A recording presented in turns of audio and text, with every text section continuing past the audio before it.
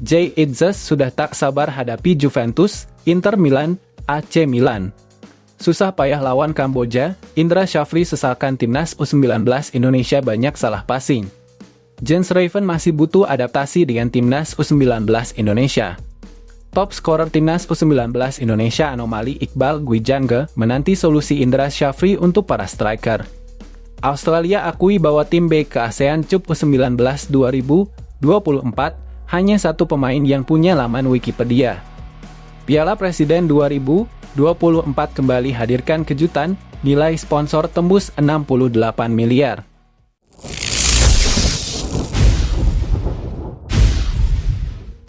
Jay Itzes sudah tak sabar hadapi Juventus, Inter Milan, AC Milan. Jay Itzes baru memulai petualangannya di Italia pada musim 2023. Pemain 24 tahun tersebut mengawali petualangan di negeri pizza dengan cara unik. Jay Itzes hijrah ke Venezia dengan status bebas transfer dari Go Ahead Eagles. Saat itu, ia ingin hijrah ke Italia untuk mengembangkan skillnya sebagai pemain belakang jempolan. Sejak main di Serie B, Jay Itzes akhirnya bertemu dengan banyak pemain idolanya yang dulu hanya disaksikan melalui televisi. Jay Itzes pernah bertemu langsung dengan ex-legenda timnas Italia, Andrea Pirlo saat menjadi pelatih Sampdoria. Selain itu, ada lagi nama ex-back timnas Italia, Alessandro Nesta yang saat itu mengasuh Reggiana. Kini, Jay Itzes jadi pilihan utama di Venezia sejak musim perdananya di Serie B. Pemain 24 tahun tersebut berhasil mengantarkan Venezia promosi ke Serie A pada musim 2024-2025. Kini, Jay Itzes siap-siap menjadi orang Indonesia pertama yang debut di kompetisi kasta tertinggi Liga Italia.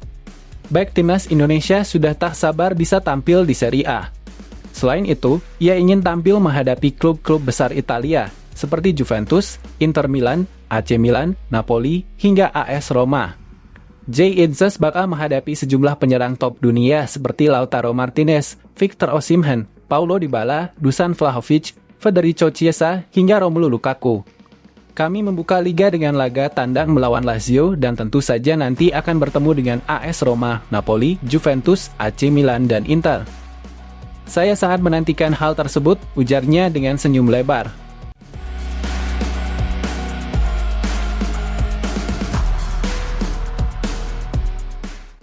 Harapan Iqbal Gwijangge usai cetak gol lagi untuk timnas U19 Indonesia, bidik Anset beruntun hingga jadi juara.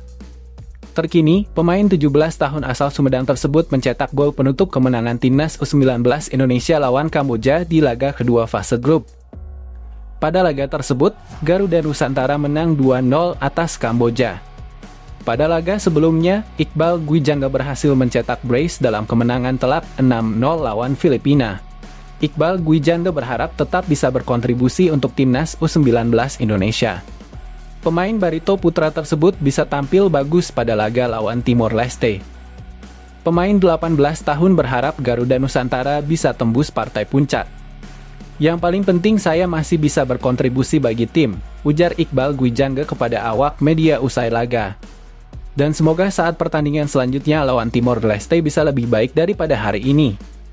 Dan saya rasa bisa bermain bagus dari hari ini dan semoga kita bisa masuk final, ujarnya. Selain itu, Iqbal berharap bisa tetap mempertahankan rekor Anset yang telah berlangsung selama 2 pertandingan di ASEAN Cup U19 2024. Dirinya ingin rekor tersebut bertahan sampai timnas U19 Indonesia sampai meraih gelar juara ASEAN Cup U19 2024. Alhamdulillah kita apresiasi kerja pemain juga, ujar Iqbal Gwijangge. Apresiasi juga untuk semua bisa bekerja keras. Dan saya harap kami bisa terus Anset sampai nanti menjadi juara, ujarnya. Meski berhasil mencetak gol, Iqbal mengaku tetap tidak melupakan tugas utama sebagai pemain bertahan. Pemain Barito Putra tersebut tetap berusaha keras agar timnya tidak kebobolan di setiap pertandingan.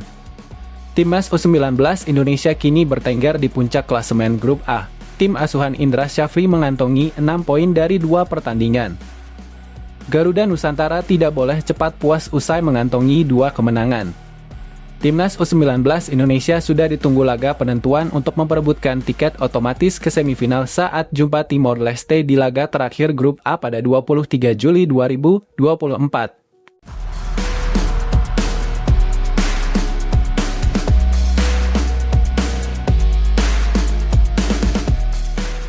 Susah payah lawan Kamboja, Indra Syafri sesalkan Timnas U19 Indonesia banyak salah passing. Timnas U19 Indonesia dibuat kesulitan menembus taktik parkir bus Kamboja di laga kedua Grup A ASEAN Cup U19 2024 di Stadion Gelora Bung Tomo, Surabaya. Timnas U19 Indonesia menggempur lini pertahanan Kamboja. Namun, serangan demi serangan yang dibangun oleh Garuda Nusantara bisa dibentahkan oleh pertahanan lawan. Sampai pada akhirnya, Timnas U19 Indonesia berhasil meraih gol yang dibutuhkan pada menit ke-71. Gol tersebut berawal dari situasi tendangan penjuru yang diakhiri oleh tandukan Kadek Arel. Iqbal Gwijanda menutup kemenangan Timnas U19 Indonesia malam itu dengan cara yang sama 4 menit sebelum waktu normal berakhir. Indra Syafri mengaku tetap mengapresiasi perjuangan para pemain pada laga tersebut. Tentu saja tetap saya mengapresiasi perjuangan pemain, ujar Indra Syafri. Saya sendiri pikir mereka sudah berjuang untuk bisa memenangkan pertandingan walaupun sulit, ujarnya. Indra Syafri mengaku anak asuhnya butuh kesabaran saat menghadapi tim yang menerapkan strategi parkir bus. Aliran bola cepat yang diinginkan untuk menembus barikade pertahanan lawan kurang bisa dipraktekkan oleh para pemain Timnas U19 Indonesia. Indra Syafri menyesalkan anak asuhnya banyak melakukan kesalahan passing pada babak pertama. Indra Syafri langsung melakukan perubahan untuk mengubah situasi. Pelatih 61 tahun tersebut ingin anak asuhnya bermain lebih direct ke kotak penalti. Dirinya bersyukur perubahan taktik tersebut berbuah hasil jadi 2 gol kemenangan untuk Timnas U19 Indonesia.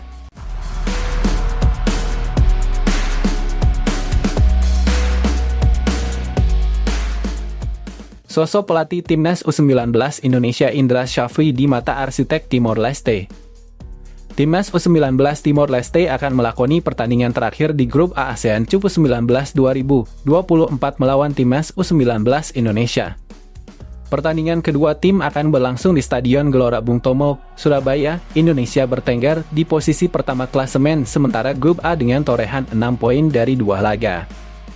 6 poin tersebut didapat setelah mengalahkan Filipina 6-0 pada laga pertama sebelum menekuk Kamboja 2-0.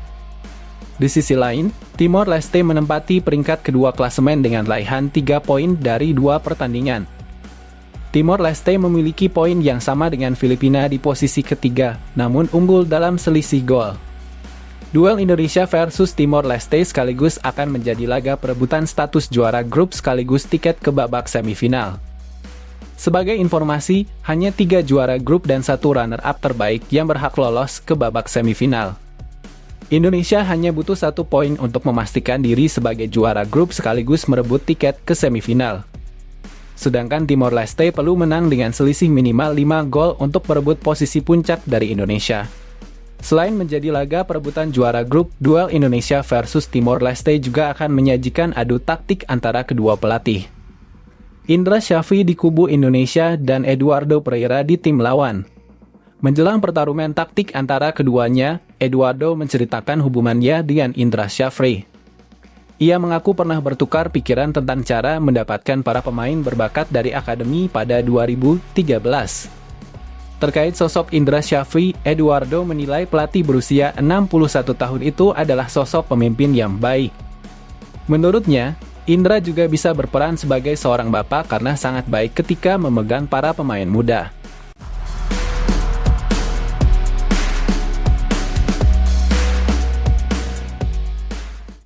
Jens Raven masih butuh adaptasi dengan Timnas U19 Indonesia. Hal ini diakuinya usai Timnas U19 Indonesia menang 2-0 atas Kamboja pada laga kedua ASEAN Cup U19 2024 di Stadion Gelora Bung Tomo, Surabaya. Sabtu 27 2024 malam waktu Indonesia Barat. Timnas U19 Indonesia menang melalui gol dari Kadek Arel dan Iqbal Gwijanga. Pada laga tersebut, Raven tampil 45 menit untuk Garuda Nusantara. Statistik tersebut naik 2 kali lipat dari laga sebelumnya. Pada laga perdana lawan Filipina, penyerang FC Dordrecht itu baru masuk pada menit ke-67. Pada laga tersebut, Raven sukses mencetak 1 gol. Menurutnya, adaptasi tersulit ada pada penyesuaian pada cuaca Indonesia. Saya senang saya mendapat menit bermain lebih banyak, ujar Jens Raven. Saya pikir kemarin dengan pelatih saya memintaku untuk beradaptasi dan pertandingan pertama adalah 20 menit. Jadi dia memberitahu saya hari ini dengan 45 menit. Dan setelah itu kita bisa melihat lebih jauh. Ya, ini adalah adaptasi saya dengan segalanya dengan para pemain. Tapi menurut saya itu berjalan baik dan juga dengan cuaca tentu saja itu adalah hal yang besar, ujarnya. Pemain FC Dordrecht tersebut kecewa usai gagal membukukan gol lawan Kamboja. Meski begitu, Raven tetap senang karena bisa mengantarkan Garuda Nusantara meraih 3 poin atas Kamboja. Pada laga malam tersebut, Jens Raven tercatat sebagai pemberi assist untuk gol kedua yang dicetak oleh Iqbal Gwijanga. Catatan assist tersebut jadi pelipur lara. Dirinya yakin timnas U19 Indonesia bisa tampil lebih baik di laga berikutnya. Jens Raven berambisi bisa mengakhiri penyisihan grup dengan catatan sapu bersih kemenangan untuk timnas U19 Indonesia. Pada laga pamungkas, timnas U19 Indonesia bakal menghadapi Timor Leste pada Selasa besok. Saya berharap 3 poin dalam kemenangan sehingga kami akhirnya bisa meraih 9 poin untuk melaju ke semifinal, kata Raven.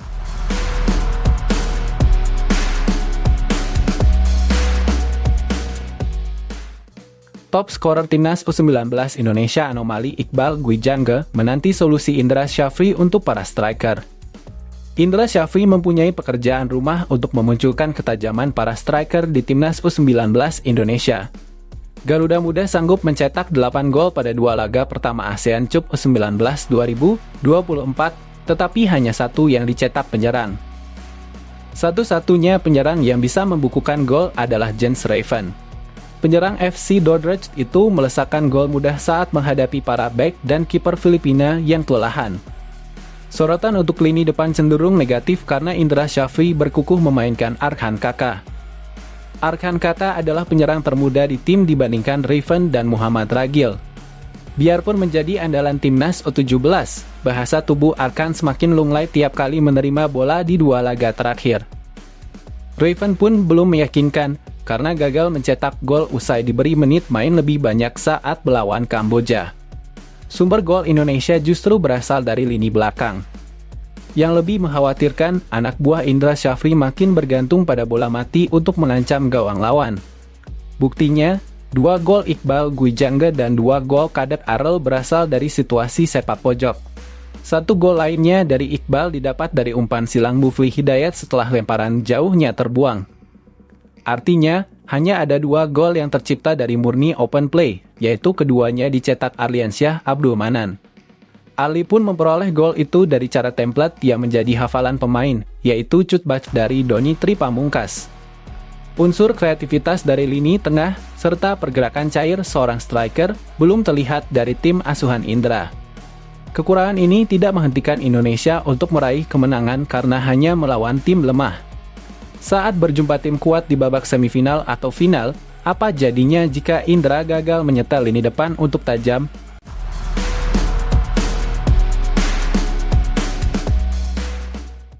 Evan Dimas bantah dihadapi trauma cedera imbas dikasari pemain Vietnam. Kala itu, Evan Dimas, yang tampil pada laga final SEA Games 2019 kontra Vietnam dikasari pemain lawan. Duan Van Hau menginjak engkel kaki Evan Dimas dari belakang. Evan Dimas yang tidak bisa melanjutkan permainan digantikan oleh Syahrian Abimanyu di menit ke-26. Usai pertandingan, Evan Dimas harus menggunakan kursi roda. Skor 0-3 menjadi kemenangan Vietnam.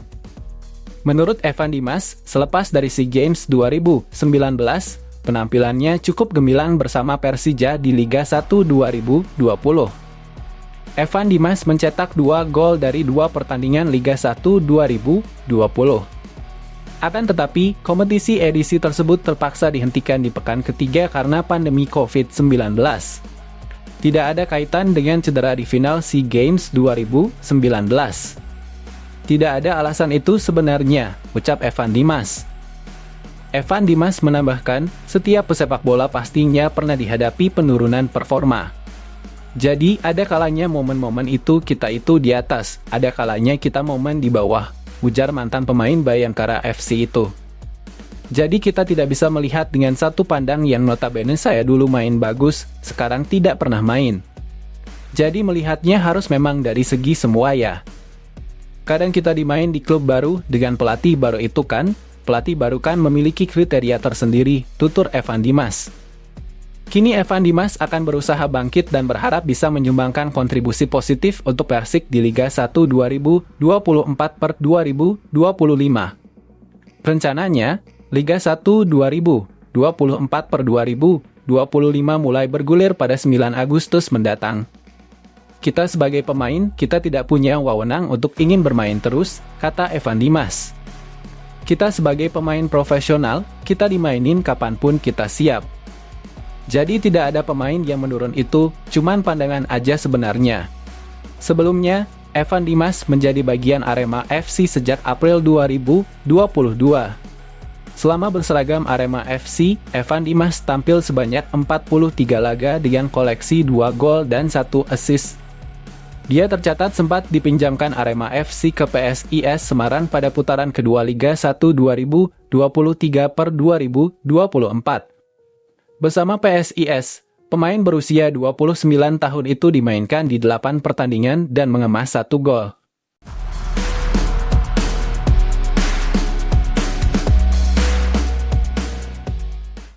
Park Hang-seo dan Kim Pen-gon gugur, Shin Tae-yong jadi pelatih Korea terlama di Asia Tenggara. Hanya Shin Tae-yong yang bisa mengarungi rahasia sepak bola Asia Tenggara di antara kolega Koreanya. Negeri ginseng sempat menjadi eksportir terpercaya untuk urusan melatih tim nasional di region ASEAN. Mula-mula Park Hang-seo merevolusi sepak bola Vietnam sejak ditunjuk pada 2017. Ia membawa timnas Vietnam menjuarai Piala AFF 2018, lolos ke final Piala Asia U23 2019, serta melaju ke putaran ketiga kualifikasi Piala Dunia 2022.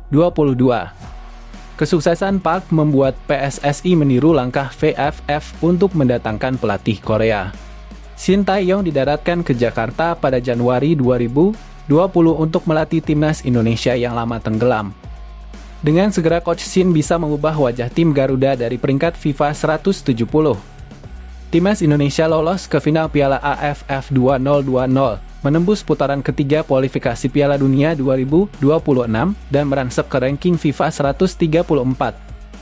Setelah Vietnam dan Indonesia, giliran Malaysia yang ikut tren menunjuk pelatih asal Korea Selatan. Kim Pen-gon resmi menjabat pelatih timnas Malaysia per Januari 2022. Kim yang sebelumnya menjabat sebagai wakil presiden KFA diharapkan bisa bertahan lama seperti Park maupun Shin. Namun kenyataan berbicara lain, Kim justru menjadi nama yang paling cepat menyerah. Pelatih berambut panjang itu mengundurkan diri dari kursi Malaysia 1 pada Selasa 16 Juli 2024. Pengunduran diri itu terjadi hanya setelah 2,5 tahun sejak ia menjadi pelatih Harimau Malaya.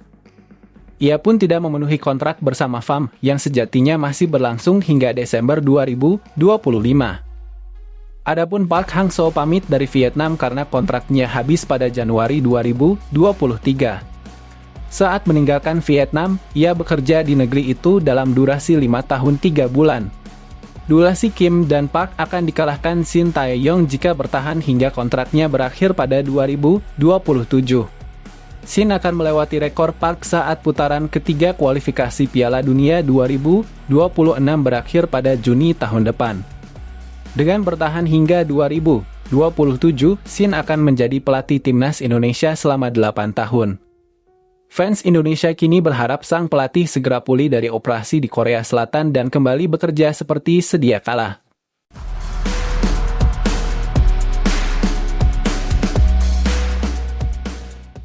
Australia akui bahwa tim B ke ASEAN Cup U19 2024 hanya satu pemain yang punya laman Wikipedia. Australia menganggap level Asia Tenggara belum cukup tinggi sehingga mereka tak membawa pemain utama. Itu terlihat dari skuad Kanguru muda yang dibawa ke ASEAN Cup U19 2024 di Surabaya. Tim asuhan Trevor Morgan menjalani laga perdana dengan kemenangan telak 6-0 atas Laos, Kamis 18 Juli 2024. Australia merupakan negara kuat yang baru bergabung AFC pada 2007 dan ditempatkan di AFF. Sebelum dan sesudah bergabung AFC, tim kanguru langganan lolos ke Piala Dunia. Alhasil, negeri itu tak merasa perlu mengikuti Piala AFF level senior. Di Piala AFF Junior, Australia pun lebih banyak mengirimkan pemain kelas B bahkan C teranyar di ASEAN Cup U19 2024, pelatih Trevor Morgan mengakui hal tersebut. Tim utama Australia U20 baru saja melakoni tur ke Amerika Selatan pada Juni lalu. Tim yang dikirim ke Surabaya adalah tim pelapis yang hanya dihuni sedikit pemain teruji. Kita punya kesempatan di turnamen AFF bagaimana merasakan situasi di mana semua orang ingin menang, ucap Morgan di Surabaya. Kita membawa banyak pemain baru karena kita punya wilayah negara yang besar. Dan kami percaya masih banyak daripada 23 pemain yang terdaftar untuk bisa masuk ke tim nasional. Jadi kami memberi kesempatan dan melihatnya. Ketiadaan pemain tenar di skuad Australia terlihat dari laman Wikipedia berbahasa Inggris. Dari 23 pemain yang dibawa ke ASEAN Cup U19, hanya ada satu pemain yang sudah memiliki laman Wikipedia. Dia adalah Zach De Jesus, back yang sudah debut di tim senior Sydney FC. Sisa 22 pemain tak punya riwayat mentereng sehingga belum mendapat pengakuan di Wikipedia. Bandingkan dengan para pemain utama seperti Max Caputo atau Luka Jovanovic yang sudah punya laman Wikipedia berkat main reguler di A-League, tetapi tak di bawah. Australia bisa dianggap meremehkan turnamen ini menjadi tugas negara Asia Tenggara untuk melawan.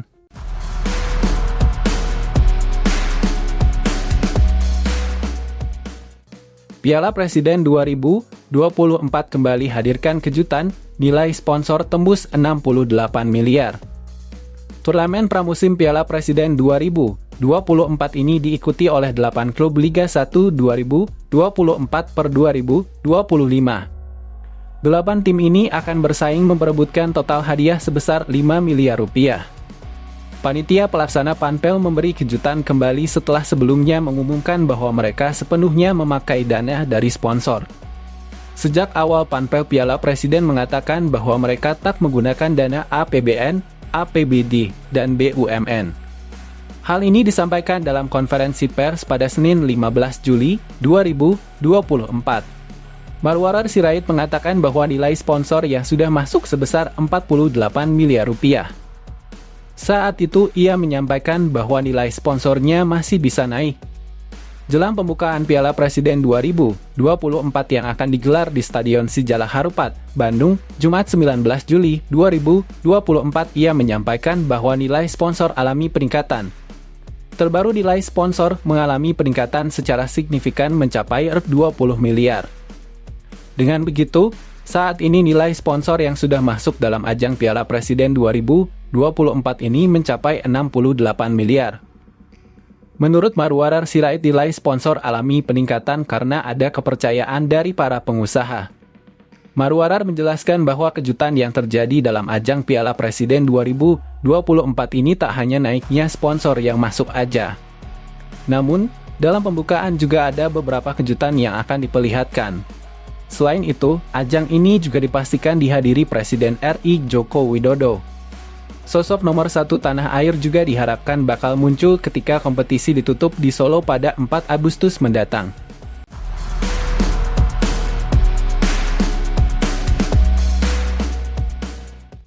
Agenda bayar utang Jens Vijven terkendala kesetiaan Indra Shafri pada Arkan Kakak. Timnas U19 Indonesia memiliki kedalaman di posisi striker yang berisi 3 penyerang. 2 penyerang sudah dicoba saat Indonesia mengalahkan Filipina dengan skor 6-0 pada laga pembuka Rabu 17 Juli 2024. Di antara 6 gol itu, hanya 1 gol yang dilesakkan oleh penyerang. Gol itu adalah gol pamungkas yang dicetak Jens Vijven pada menit akhir. Jens Vijven masuk lapangan pada menit ke-68 setelah penyerang yang menjadi starter, Arkan Kakak, gagal nyekor. Nama terakhir membawa reputasi sebagai ex-penyerang timnas U17 yang sudah debut di Liga 1 bersama Persis Solo. Namun penampilan Arkan saat melawan Filipina tak istimewa. Ia beberapa kali melakukan salah sentuhan saat mendapat bola, walau sempat melakukan shot membentur tiang. Indra Syafri belakangan mengungkap dirinya menunda mengganti Arkan demi striker belianya mengoyak jala lawan. Apa yang diharapkan Indra tak kunjung datang, sehingga Raven pun masuk dengan ekspektasi membawa sentuhan lebih baik. Raven belum berada dalam kondisi terbaik, terlihat dari beberapa sentuhan yang kikuk. Namun penyerang FC Dordrecht itu melakukan tugas utamanya sebagai striker, mencetak gol.